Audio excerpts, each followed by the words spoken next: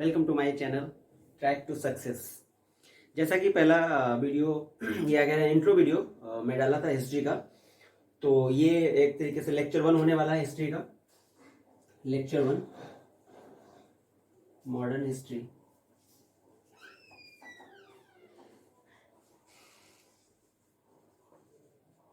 आधुनिक भारत। आधुनिक भारत का लेक्चर 1 होने वाला है। इसी क्रम में धीरे धीरे लेक्चर जो है आगे देखते रहेंगे।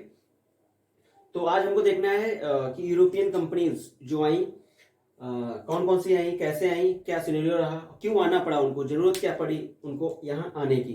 ठीक है, तो आइए उसके लिए मैं थोड़ा मैप बनाता हूँ और मैप के थ्रू समझने की कोशिश करते हैं।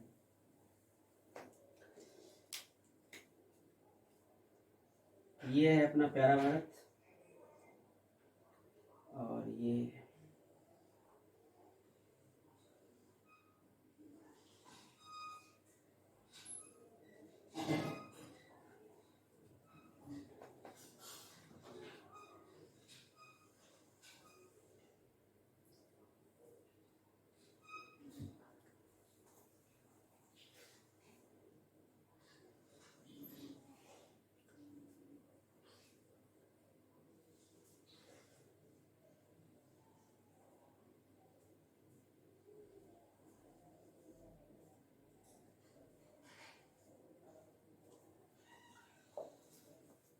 ये अफ्रीका महाद्वीप है और ये यूरोप बना रहे हैं, तो यूरोप में ये, और ये यहाँ पे इंग्लैंड रहेगा। ऐसे अगर यदि बनाना चाहें तो बना सकते हैं। ये उत्तरी अमेरिका,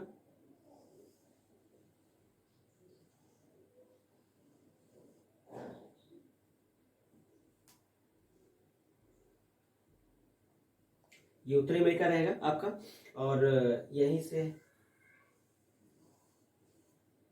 ये दक्षिण अमेरिका रहेगा। तो ये देखते हैं कि ऐसा क्या था कि यूरोपियन कंपनीज को भारत आना पड़ा, क्यों आना पड़ा, क्यों आना चाहती थी वो, ऐसा क्या रीजन था।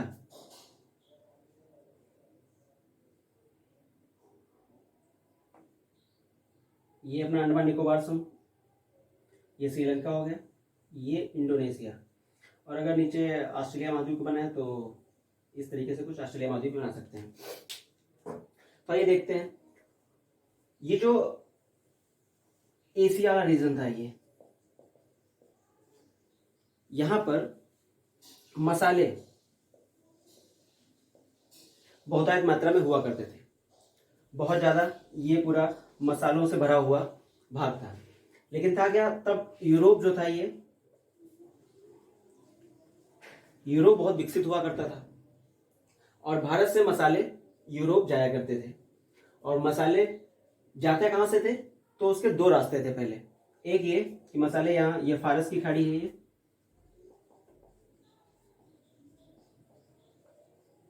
तो ये फारस की खाड़ी होते हुए तो यहाँ पे ईरान और तुर्की वगैरह पड़ते थे। इधर से होते हुए ये इटली, ये बहुत इंपॉर्टेंट हुआ करता था क्योंकि यहाँ पे जो दो इसके शहर थे, वेनिस और जिनेवा। वेनिस यहाँ पे पड़ेगा, लगभग जिनेवा यहाँ पड़ेगा।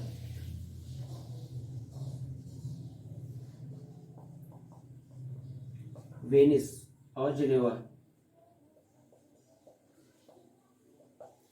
वेनिस और जिनेवा यहाँ भारत से, या कह लीजिए एशिया महाद्वीप से जो मसाले चलते थे फारस की खाड़ी होते हुए, यहाँ पे ईरान और तुर्की से होते हुए यहाँ के लोग इटली पहुंचाया करते थे। और इटली में दो शहर बहुत इसके लिए फेमस थे और यहाँ से पूरे यूरोप में डिस्ट्रीब्यूट हो जाया करते थे। एक दूसरा रास्ता यह था कि इस रीजन से आते थे यहाँ, जो कि लाल सागर,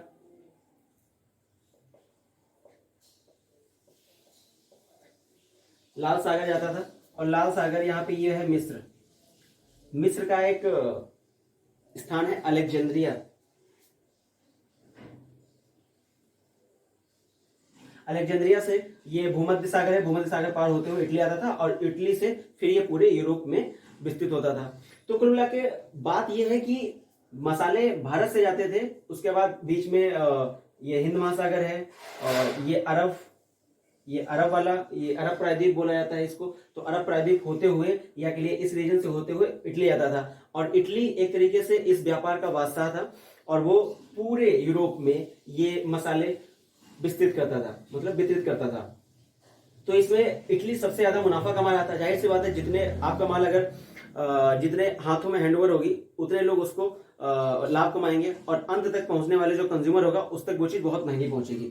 तो यहां से पहुंचने वाली चीजें बहुत ही महंगी वहां तक यूरोप तक पहुंचती थी। क्यों? क्योंकि इटली जो था इसका एक तरीके से राजा था, और वो सारे मसाले ये जितना था इस पर बहुत ज्यादा से ज्यादा लाभ कमा रहा था। अच्छा, इस चीज से काफी यूरोपवासी जल भी रहे थे कि इटली इतना कैसे कमा रहा है।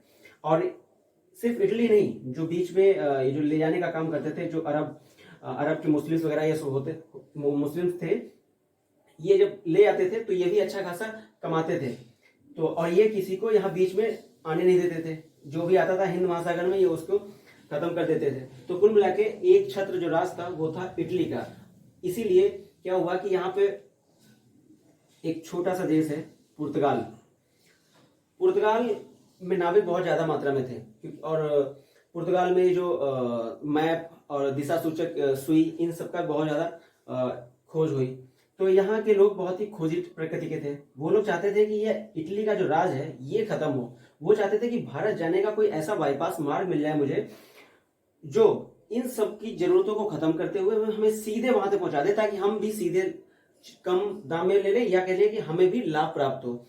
तो इन सब को देखते हुए कई लोगों ने कोशिश की इधर अफ्रीका महाद्वीप को पार करते हुए यहाँ तक आने की, लेकिन होता क्या था कि मार्ग बहुत ही लंबा था, तो यहाँ तक पहुंच ही नहीं पाते थे। काफी कोशिशें हुई। तो एक जो सफल कोशिश हुई पहले, आपको पता होगा कि जो वास्को डी गामा था वो आया। वो चलो मैं पहले उसको बता देता हूं। 17 मई 1498 को वास्को डी गामा भारत के कालीकट बंदरगाह, केरल का जो कालीकट बंदरगाह था वहां पहुंचा था। ठीक है, वो इसी रास्ते पहुंचा था। लेकिन उससे पहले एक बंदा और था जिसने ये कोशिश की और सफल भी हुआ। वो कहां तक पहुंचा था? यहां तक पहुंचा था उसका। और वो डेट क्या थी? इसी के जस्ट अपोजिट, थोड़ा सा ऊपर, इसको 8 पे धराइए, इसको उल्टा कर दिए, 1486 में। उसका नाम था बार्थोलोमेओ डियाज। बार्थोलोमेओ डियाज, इसने कोशिश की और वो यहां तक पहुंचा और फिर यहीं से वापस हो गया। इसलिए और तो यहां से जब वापस हो गया तो उसको पूरी सफलता नहीं मिली, और यहां इसको बोलते हैं cape of good hope.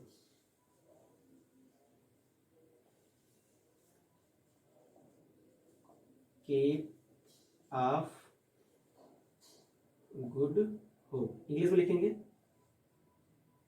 Cape of good hope.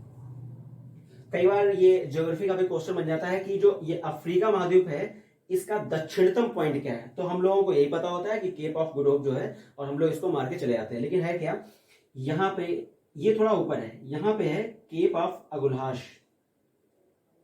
Cape of Agulhas, Cape of Agulhas, वो इसका जो अफ्रीका महाद्वीप है उसका दक्षिणतम पॉइंट है केप ऑफ अगुलहास। लेकिन हम लोग क्या करते हैं, हम लोगों को ये चीज पता नहीं होती है। ज्योग्राफी का बहुत फेमस क्वेश्चन है, और केप ऑफ गुड होप मार के चले जाते हैं, जो कि हमारा गलत हो जाता है। ठीक है, तो आपको समझ में आ गया कि क्यों ये लोग इधर से आना चाहते थे। तो यही रीजन था कि यहाँ तक चीजें बहुत महंगी पहुंच रही थी। और कितनी महंगी पहुंच रही थी, देखिए, जब ये फर्स्ट टाइम पे 17 मई 1498 को वास्को डी गामा आता है यहाँ पे, तो यहाँ से सामान आमान, जमोरिन यहाँ का राजा होता था, वो जो राजा था उसने क्या किया कि इसकी नावों में मसाला भर दिया और काफी अच्छे से स्वागत भी किया। क्योंकि ये फर्स्ट टाइम था, तो जाहिर सी बात है, कोई पहला मेहमान होता है तो हम उसकी स्वागत करते हैं। तो इसको नाव भी खरीद के दी और नाव पर भी मसाला भर दिया। तो जब वहां ये मसाला ले गया तो यहाँ उसको 60 गुना मुनाफा हुआ जाके वहां पे। कितना हुआ? 60 गुना। 60 गुना, समझ रहे हैं? मतलब कि अगर 1 रुपए का यहाँ सामान था वो, तो वहां पहुंचकर उसने वो 60 रुपए में बेचा जाके, मतलब 60 गुना मुनाफा मिला। तो सोचिए, अगर इस तरह से देखिए तो मतलब जो ये रास्ता था, इस रास्ते से 1 रुपए की वस्तु जो यहां से चलती थी वो यहां तक यूरोप वासियों तक पहुंचते पहुंचते 60 रुपए की मिलती थी। तो मतलब ये बीच के बिचौलिए अरब वासी और ऊपर से इटली, इसीलिए इतना माल बीच में खा रहे थे कि इतना 60 रुपए, 60 गुना मुनाफा कमा रहे थे। तो इसीलिए वस्तुएं महंगी होती जा रही थी, इसलिए ये मुनाफा कमा रहे थे और ये अमीर होते जा रहे थे। और इसीलिए जो है इटली बहुत उस टाइम पे बहुत ही प्रगति कर रहा था। तो अब देखते हैं, तो आप लोग ये समझ गए होंगे कि ये क्यों हुआ, क्योंकि इधर से जो है मार्ग खोजा इस सब के चलते हुए। ठीक है, तो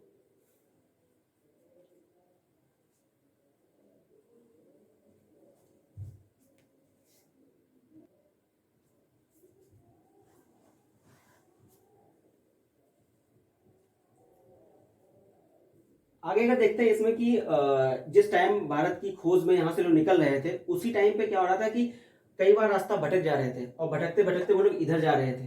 कई बार इधर चले जाते थे तो इधर ये खोज लेते थे, तो उनको लगता था हमें इंडिया मिल गया, भारत मिल गया, तो इंडी इसलिए बोलते थे कि कई कभी जब इसको खोजा तो बहुत दिनों तक वो ये जानते रहे कि हमने भारत को खोज लिया है। ठीक है, लेकिन हुआ क्या, बाद पता चला कि ये भारत है ही नहीं, ये तो अमेरिका है। बाद में उसको अमेरिका नाम दिया। ठीक है, और यहाँ से पुर्तगाल, जैसे मैंने बताया, तो पहला पुर्तगाली था। ठीक है, तो पुर्तगाल फिर धीरे धीरे कंपनियां बन के यहाँ आएंगी, पुर्तगाल की आएगी, फिर ऐसे धीरे धीरे जो है सारी कंपनियां, पुर्तगाल, डच, फ्रेंच और ईस्ट इंडिया कंपनी, ये सारी कंपनियां जो हैं इधर चल के भारत आएंगी। क्यों आएंगी? क्योंकि उन्हें मुनाफा कमाना है। अच्छा, क्या थी ये कंपनियां? कंपनियां कुछ नहीं, बस कुछ लोगों का ग्रुप होता था जब उन्हें लगता था कि हाँ ये मुनाफा, जब पुर्तगाल पहले आए, पुर्तगाल जब पहले आए तो उन्हें बहुत ही मुनाफा यहाँ पे मिला, तो इसको देखते देखते जो है सारी और भी जो है कंपनीज बनी और आए। इसको और अच्छे से आगे की स्लाइड में समझते हैं। जैसा कि मैंने बताया कि वास्को डी गामा एक व्यक्ति आया और उसके बाद धीरे धीरे कंपनियां आने लगी। तो क्या थी ये कंपनियां, कैसे बनती थी कंपनियां? कंपनियां कुछ नहीं, जैसे कोई देश है और उसको कहीं जाना है, तो 4-5 व्यापारी मिलकर एक कंपनी का निर्माण करते थे और अपने देश से परमिशन लेते थे कि हमें दूसरे देश में व्यापार करने जाना है। तो 4-5 व्यापारी मिलकर एक ग्रुप बनाते थे, उसको एक कंपनी का नाम देते थे और उसके बाद वो निकल पड़ते थे व्यापार करने। जैसे अगर आज के टाइम में देखें, टाटा, अंबानी, अडानी, ये लोग मिलकर ग्रुप बनाए तो एक बहुत बड़ी कंपनी बन जाएगी। हालांकि अभी भी अलग अलग कंपनी, अगर ये चाहें तो एक और मिलकर बहुत बड़ी कंपनी बना सकते हैं। तो उसी प्रकार उस टाइम के जो समृद्ध व्यक्ति या व्यापारी होते थे, मिलकर ग्रुप बनाते थे, उसको एक कंपनी का नाम देते थे, सरकार से परमिशन लेते थे और निकल पड़ते थे। उसी में देखते हैं कि कौन कौन सी कंपनियां बनी और कब बनी, तो उसको एक ट्रिक से देखते हैं।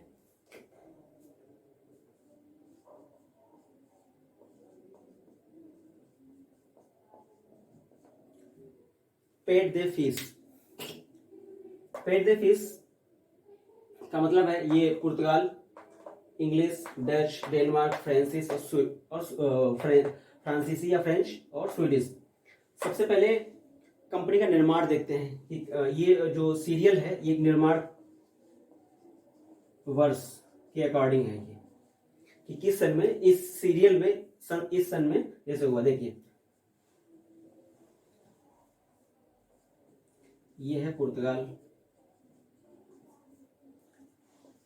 ये है अंग्रेजी, ईस्ट इंडिया को इसे बोलते हैं, ये है डच, ये है डेनमार्क,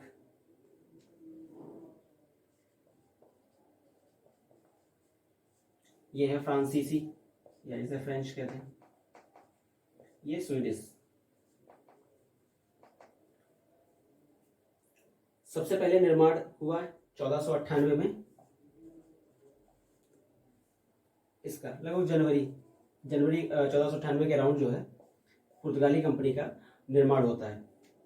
और इसका आपको पता ही है, दिसंबर 1600 में इसका निर्माण होता है। इसका 1602 में होता है,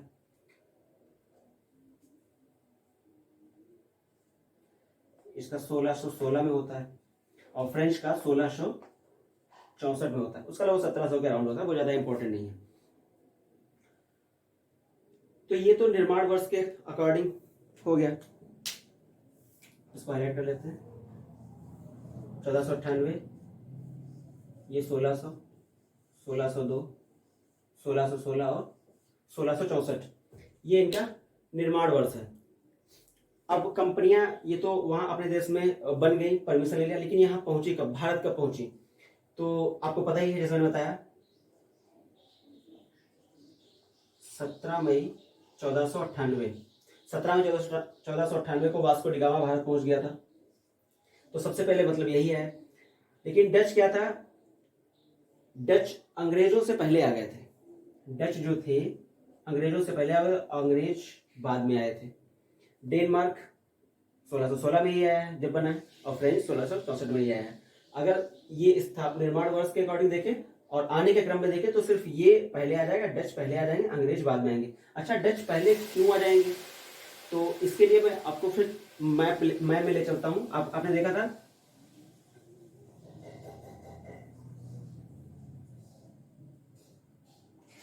ये अफ्रीका महाद्वीप था, और इसके ऊपर ये इस तरीके से ये भूमध्य सागर था, और यहाँ पे था पुर्तगाल। तो जब ये इधर से माल ले जाते थे, कौन? पुर्तगाली। कहाँ ले जाते थे? पुर्तगाल में ले जाते थे।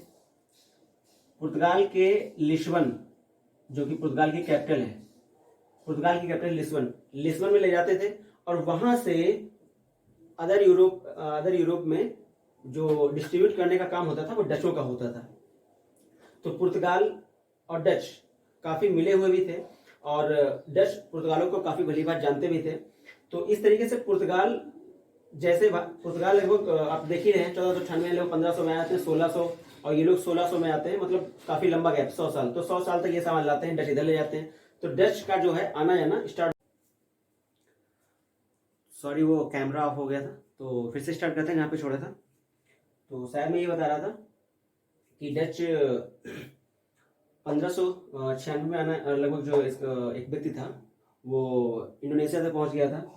और अंग्रेजी का जो कैप्टन हॉकिंस आया था 1609 में, बादशाह जहांगीर के दरबार में आया था। तो ये इधर हो गया। तो इस तरीके से आना जाना इसका पहले हो गया था और इनका बाद में हुआ था। डेनमार्क कोई विशेष महत्व की कंपनी थी नहीं। हाँ, फ्रेंच वाले काफ़ी कुछ इसमें आगे देखने को मिलेगा। पुर्तगाल, जैसे मैंने बताया, पुर्तगाल आए, और फिर उसके बाद डच आते हैं। डच काफ़ी अच्छा संघर्ष देते हैं। फिर ईस्ट इंडिया कंपनी ये अंग्रेजी वो देती है। डेनमार्क विशेष नहीं, फ्रेंच और स्वीडिश भी कोई विशेष काम नहीं करती है। तो यहाँ तक आप समझ गए होंगे कि ये जो निर्माण वर्ष के अकॉर्डिंग ये सीरियल रहेगा, पुर्तगाल, अंग्रेज, डच, डेनमार्क, फ्रेंच और स्वीडिश। बट अगर आने के क्रम में पूछेगा तो डच पहले आ जाएंगे, अंग्रेज उनसे थोड़ा बाद में आएंगे। बाकी सीरियल सब सेम ऐसे रहेगा।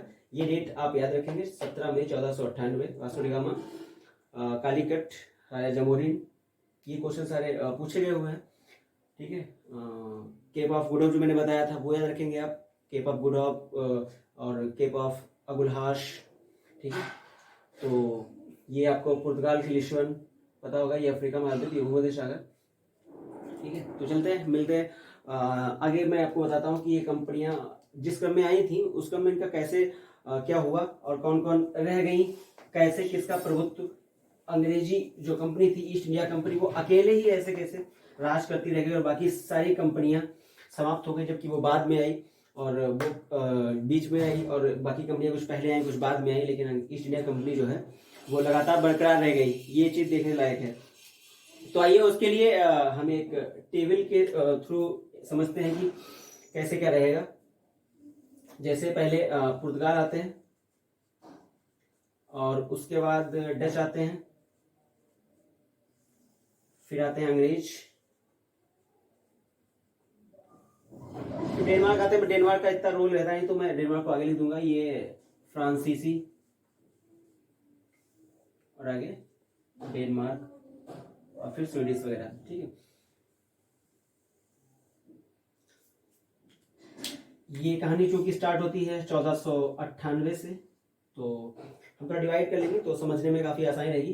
1498 मतलब 1500 लगभग, ठीक है। और फिर ये 1600, फिर ये लगभग 1700, और फिर ये लगभग 1800, ठीक है। तो चलिए ठीक है, लाइनें खींचते ऐसे समझाते हैं।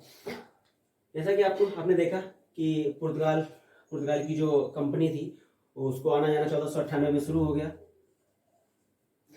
लेकिन ये कहाँ तक चली, इसने बहुत राज किया, क्योंकि ये पहली कंपनी थी जो आई थी, और इसके काफ़ी अच्छे अच्छे गवर्नर भी आए, और इसने पूरे हिंद महासागर पे एक टाइम पे कब्जा कर रखा था। इसकी बहुत अच्छी नीति थी ब्लू वाटर पॉलिसी, उसको डिटेल में हम बाद में पढ़ेंगे। सिर्फ अभी हम आपको यहाँ पे एक आइडिया देंगे, बेसिक आइडिया, कि ये कंपनी कैसे रह गई, इन कंपनी का क्या हुआ और कैसे अंत हुआ। ठीक है, तो पुर्तगाल की कंपनी 1498 में आई, इसका अंत लगभग 1663 में हो जाता है।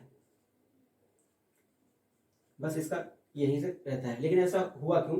होता यह है कि डच जो होते हैं, मैंने आपको बताया कि 1602 में आ जाते हैं, और अंग्रेज भी 1600 ईस्वी में कंपनी स्थापना हो जाती है, और बाद में 1609 में आ जाते हैं। ठीक है, तो इन दोनों कंपनियों के आने से जो इसका राज चला रहा था, लगभग 100 साल का राज इसने अकेले किया, क्योंकि 1600 में आया तो उससे पहले लगभग 100 साल इन्होंने काफी अच्छे से राज किया, क्योंकि इनके पास नौसेना बहुत अच्छी थी इसलिए। उसके बाद जब ये आया तो इन्होंने क्या किया, इन्होंने देखा कि पुर्तगाल अकेले राज कर रहा है, इसको इस गेम से बाहर करना पड़ेगा। तो उसको इस गेम से बाहर करने के लिए इन दोनों ने मिलकर पुर्तगाल को मारा। बेसिकली इन दोनों ने भी नहीं, डचों ने सबसे ज्यादा पुर्तगाल को हर जगह पे जाके प्रहार किया, हर जगह जाके हराया। उस टाइम तक अंग्रेज शांत बैठे रहे। अंग्रेज थोड़ा दिमाग वाले थे, तो अंग्रेज उस टाइम थोड़ा देखते रहे, और जबकि देखते भी रहे और साथ में डचों से दोस्ती भी कर रखी थी उस टाइम तक। और ये क्या करते थे, इनको मार रहे थे, ये इससे लड़ाई कर रहे थे। इस 1602 से लेकर 1663 तक का ये जो काल है, यहाँ पे ये लड़ रहे हैं डच, हालांकि लड़ ये भी रहे हैं। ठीक है, ये दोनों मिलके जो है इसको मारेंगे, और 1663, इसको छोटा लिख देता हूं, 1663 में इसका गेम समाप्त कर देते हैं, और ये गेम से आउट हो जाता है, यानी ये यहाँ से बाहर। सिर्फ कंपनियां कौन सी बची है? डच और अंग्रेज। क्योंकि ये उस टाइम 1600 से लेकर 1663, ये इतना टाइम पीरियड में ये अपनी शक्ति बढ़ा रहे थे, ये इनसे लड़ने में व्यस्त थे। हालांकि इन्होंने काफी कुछ अर्जित भी किया, और पुर्तगालियों को बाहर भी कर दिया फील्ड से। लेकिन हुआ क्या, इस बीच अंग्रेजों ने अपनी शक्ति काफी बढ़ाई, और उसके बाद जैसे 1663 में ये गेम से आउट होता है, एक नया प्लेयर गेम में आ जाता है, वो होती है फ्रांसीसी कंपनी। 1663 में जाती है, 1664 में जस्ट एक साल बाद फ्रांसीसी कंपनी बन के आ जाती है। ठीक है, तो ये प्लेयर बाहर हुआ, एक प्लेयर मार्केट में नया ही आ गया। ठीक है, ये एक सरकारी कंपनी थी, ओनली वन जो है, सिर्फ यही एक सरकारी कंपनी थी, बाकी ये सब प्राइवेट कंपनी थी। इसलिए भी ईस्ट इंडिया कंपनी काफी ग्रो कर गई, क्योंकि ये प्राइवेट कंपनी थी, और इसके जो अधिकारी थे काफी योग्य थे, क्योंकि प्राइवेट कंपनी में लाभ मिलता है, जितना आप ज्यादा अच्छा वर्क करेंगे उसके हिसाब से आपको लाभ मिलेगा। तो इसलिए ये काफी अच्छा कर रहे थे। और फ्रांसीसी कंपनी, देखते हैं आगे क्या होता है इसका। तो ये गेम से बाहर होते हैं, मार्केट में नया प्लेयर ये आ जाता है। तो अब क्या करेंगे अंग्रेज? अब चूंकि अंग्रेज काफी शक्तिशाली यहाँ तक हो चुके हैं, 1600 से लेकर 1664 तक, अब ये दोनों को मारना शुरू करेंगे। ये इसको भी मारेंगे और इसको भी मारेंगे, इसको भी मारेंगे, इसको भी मारेंगे, और दोनों के साथ लड़ाइयाँ चलती रहेंगी।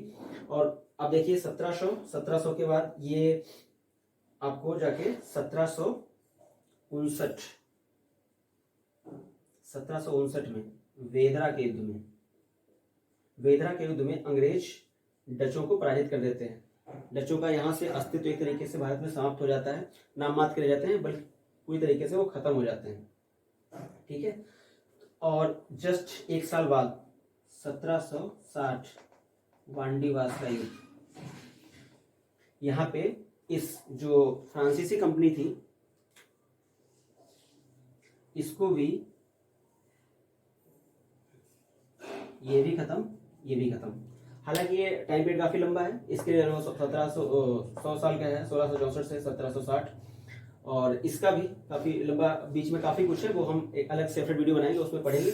लेकिन हम इसमें आपको बताना चाह रहे हैं कि जैसे पुर्तगाल पहले आए तो उनको डचों ने बाहर किया, मूलतः देखा है, और डचों को बाहर किया, डचों ने पुर्तगाल को बाहर किया, फिर डच और अंग्रेज बचे, फिर फ्रांस, जैसे ही पुर्तगाली बाहर हुए सर फ्रांसीसी आ गए। अब क्या करेंगे, अंग्रेज दोनों से लड़ेंगे, इससे भी, इसको भी मारेंगे, इसको भी मारेंगे, और अंततः 1759 बेदरा का युद्ध और 1760 वांडीवास के युद्ध में फ्रांस को भी बाहर कर देंगे।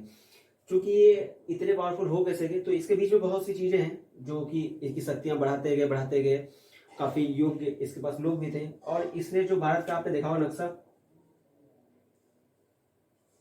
जो मेन 3 पोर्ट होते थे, मुंबई, मद्रास और यहाँ जो कोलकाता, ये तीनों पोर्ट धीरे धीरे इनके पास आ गए। और आपने अगर गौर किया होगा तो यहाँ पे 1759 से जस्ट 2 साल पहले 1757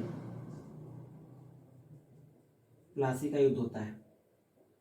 प्लासी के युद्ध में बंगाल का जो काफी एरिया है वो इनके पास आ गया, बंगाल पावर इनके पास आ गया।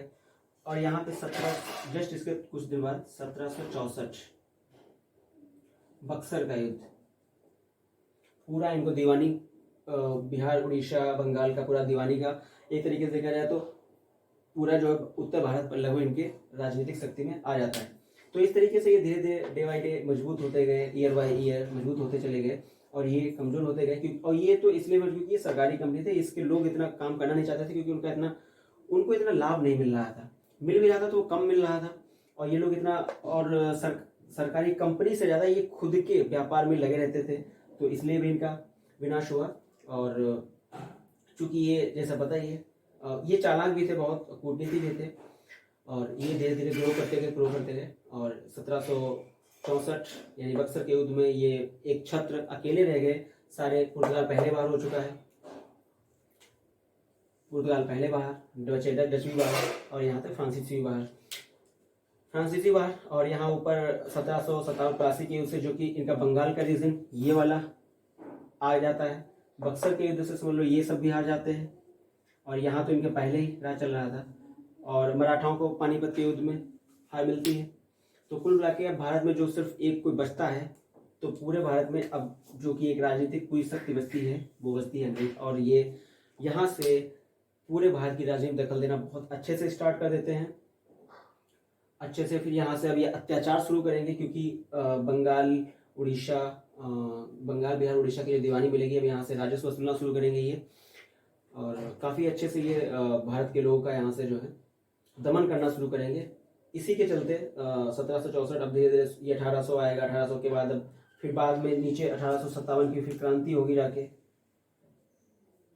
ठीक है, तो अब इसको एक एक करके डिटेल में हम अलग से पढ़ेंगे कि पुर्तगाली आए तो उन्होंने क्या क्या किया, क्योंकि यहाँ से क्वेश्चन पूछे जाते हैं कि इसमें कौन कौन क्या हुआ, गोवा जीता, ये सब काफ़ी कुछ इसमें है। डच आएंगे वो कुछ करेंगे, अंग्रेजों का तो बिस्तर से पढ़ना ही पढ़ना है। फ्रांसीसियों ने भी यहाँ पे कर्नाटक के युद्ध होते हैं वो हमको देखने हैं। ट्रेडमार्क का भी सेशन है, जितना होगा वो बता दिया जाएगा। बाकी ये था, तो इससे शायद आपको एक कॉन्सेप्ट क्लियर हुआ होगा कि क्या है क्या ये, मतलब कैसे ये गेम स्टार्ट हुआ। पुर्तगाली से स्टार्ट होते होते हुए ईस्ट इंडिया कंपनी का समाप्त हुआ और बीच में और भी प्लेयर आए लेकिन वो उतने अच्छे नहीं खेल पाए, वो बाहर हो गए। जो मेन प्लेयर था लाइक MS धोनी चलता गया दिमाग के साथ साथ, और लास्ट में उसने इस तरीके से कब्जा किया कि हमारा बहुत शोषण किया, हमको प्रताड़ित किया। और उसके बाद 1857 के बाद क्रांति होती है, उसके बाद कांग्रेस की स्थापना और फिर जो भी है फ्रीडम स्ट्रगल वो सब पढ़ेंगे, वो आगे देखते रहेंगे। बस इस लेक्चर में यहीं तक था।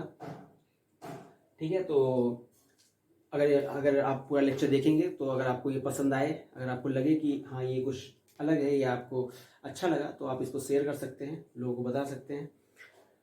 बस मेरे पास जो भी है मैं उसको शेयर करना चाहता हूँ, क्योंकि मैंने चीज़ें देखी हैं एज ए स्टूडेंट, तो मुझे पता है कि कैसे कॉन्सेप्ट क्लियर होता है, कैसे चीज़ें समझ में आती हैं, लोगों तक कैसे पहुँचानी है। तो अगर आपको अच्छा लगे तो आप शेयर करिए, लोगों को बताइए। धन्यवाद। जय हिंद, जय भारत।